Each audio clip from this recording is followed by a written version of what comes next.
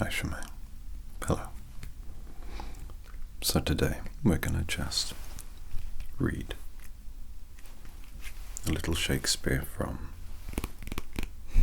a very little book. These are actually poems and songs that are taken directly from his plays. So some of them might seem familiar. Some of them might be new. But either way, I hope that you enjoy them. And I hope that you enjoy me reading them to you. If you hear little noises running around, it's just my cat's making a sound, so please don't worry. Let's move on and see if we can enjoy Shakespeare's song. It's a pocket poet, Shakespeare.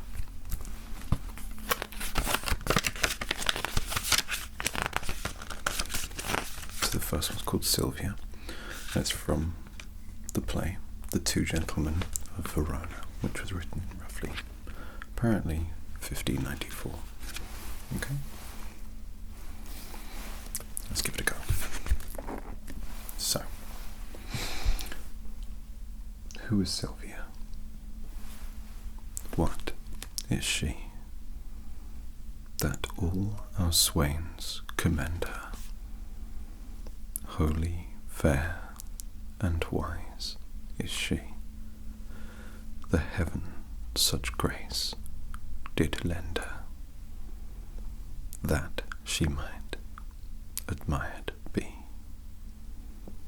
Is she kind as she is fair? For beauty lives with kindness. Love doth to her eyes repair, to help him of his blindness, and being helped inhabits there. Then to Sylvia let us sing, that Sylvia is excelling. She excels each mortal thing upon the dull earth dwelling. To her let us garlands bring.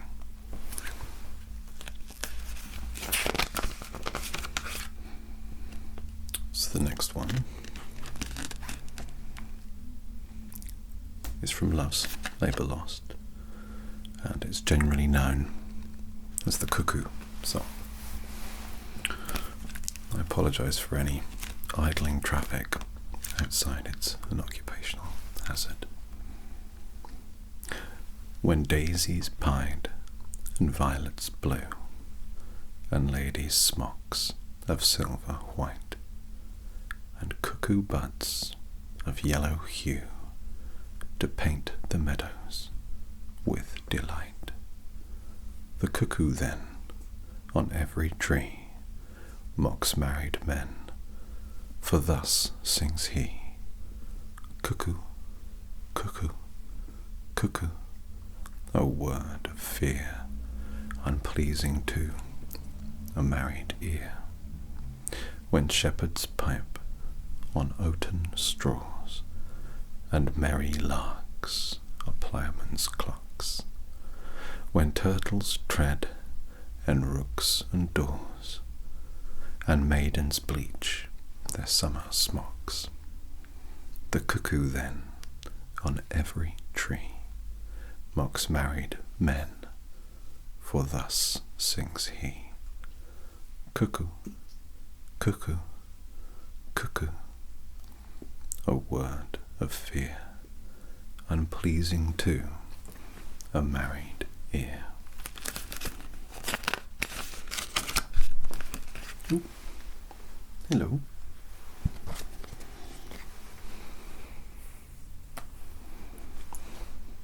You right, buddy? No, don't brush against that. Just relax.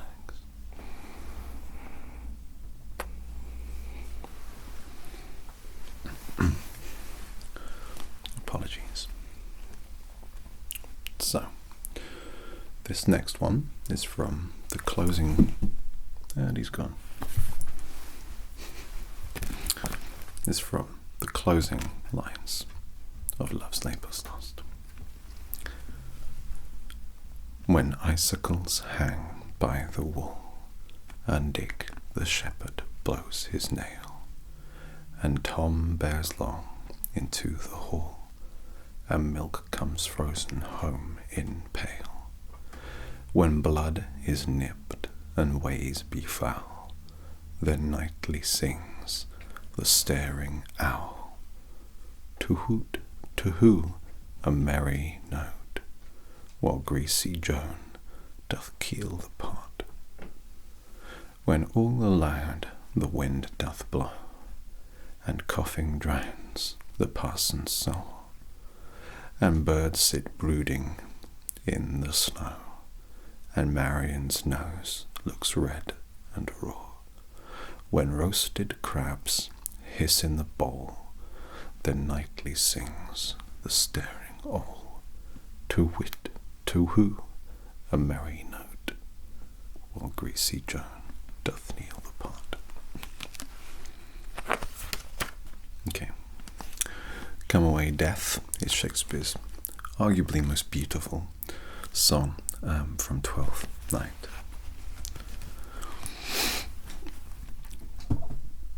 Come away, death, and in sad cypress let me be laid.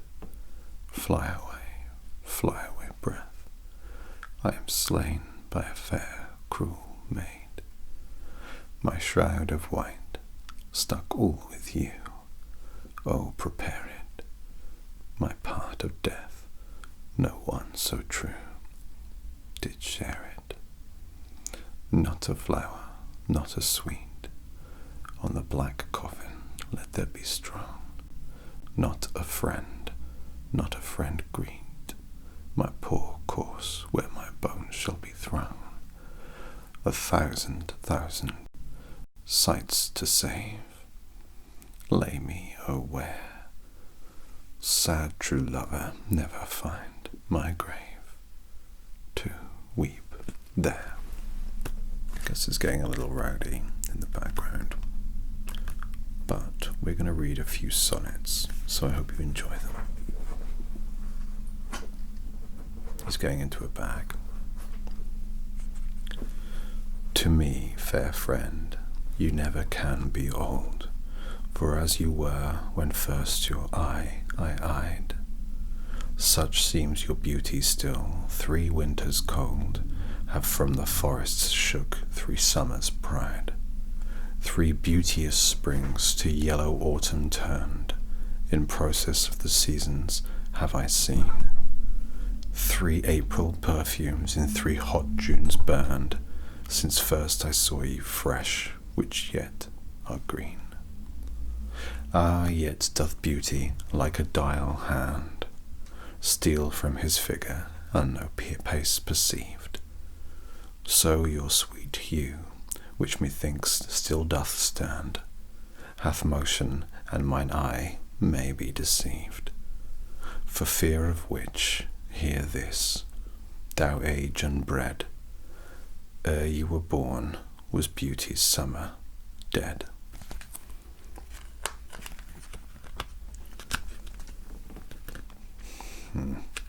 He's up to something. When to the sessions of sweet silent thought I summon up remembrance of things past, I sigh the lack of many a thing I sought, and with old woes new wail my dear time's waste. Then can I drown an eye unused to flow, for precious friends hidden death's dateless night, and weep afresh love's long since cancelled woe, and moan the expanse of many a vanished sight. Then can I grieve at grievances foregone, and heavily from woe to woe tell her the sad account of forebemoaned moan, which I knew I pay as if not paid before. But if the while I think on thee, dear friend, all losses are restored, and sorrows end. That time of year thou mayest in me behold, when yellow leaves or none or few do hang upon those boughs which shake against the cold, bare ruined choirs where late the sweet birds sang. In me thou seest the twilight of such day as after sunset fadeth in the west, which by and by black night doth take away death's second self that seals up all in rest. In me thou seest the glowing of such fire that on the ashes of his youth doth lie, as the deathbed whereon it must expire, consumed with that which it was nourished by. This thou perceivest, which makes thy love more strong, to love that well which thou must leave ere long. Oh, how much more doth beauty beauteous seem by that sweet ornament which truth doth give. The rose looks fair, but fairer we it deem, for that sweet odour which doth in it live. The canker blooms have full as deep as dye, as the perfumed tincture of the roses. Hang on such thorns and play as wantonly, when summer's breath their masked buds discloses. But for their virtue only is their show. They live unwooed and unrespected fade, die to themselves, sweet roses do not sow, of their sweet deaths are sweetest odours made. And so of you, beauteous and lovely youth, when that shall fade, my verse distills your truth. Being your slave, what should I do but tend upon the hours and times of your desire? I have no precious time at all to spend, nor services to do till you require. Nor dare I chide the world without end hour, whilst I, my sovereign, watch the clock for you. Nor think the bitterness of absence sour, when you have bid your servant once adieu. Nor I dare question with my jealous thought where you may be or your affairs suppose, but like a sad slave stay and think of naught, save where you are how happy you make those. So true a fool is love, that in your will, though you do anything, he thinks no ill.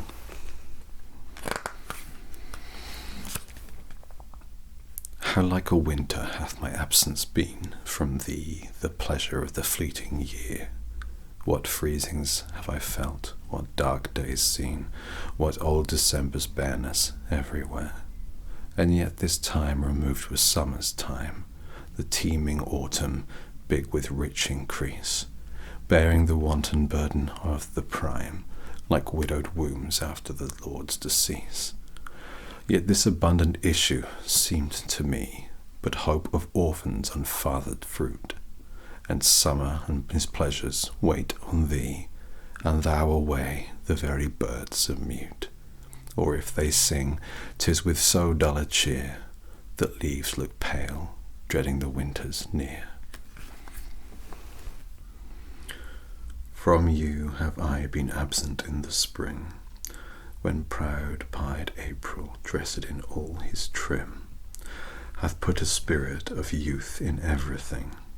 That heavy satin laughed and leapt with him. Yet nor the lays of birds, nor the sweet smell of different flowers in odour and in hue, could make me any summer stories tell, or from their proud lap pluck them where they grew. Nor did I wonder at the lily's white, nor praise the deep vermilion in the rose. They were but sweet, but figures of delight, drawn after you, you pattern of all those. You seemed it winter still, and you away, as with your shadow I with these did play. Shall I compare thee to a summer's day? Thou art more lovely and more temperate, Rough winds do shake the darling buds of May, and summer's leaf hath all too short a date. Sometime too hot the eye of heaven shines, and often is his gold complexion dimmed, and every fair from fair sometimes declines, by chance or nature's changing course untrimmed. But thy eternal summer shall not fade, nor lose possession of that fair thou owest, nor shall death brag thou wanderest in his shade, when in eternal lines to time thou growest. So long as men can breathe or eyes can see, so long lives this, and this gives life to thee. When in the chronicle of wasted time I see descriptions of the fairest whites, and beauty making beautiful old rhyme in praise of ladies dead and lovely knights, then in the blazon of sweet beauty's best, of hand, of foot, of lip, of eye, of brow, I see their antique pen would have expressed even such a beauty as you master now. So all their praises are but prophecies of this our time, all your prefiguring. And for they looked but with divining eyes, they had not skill enough your worth to sing. For we which now behold these present days have eyes to wonder but lack tongues to praise.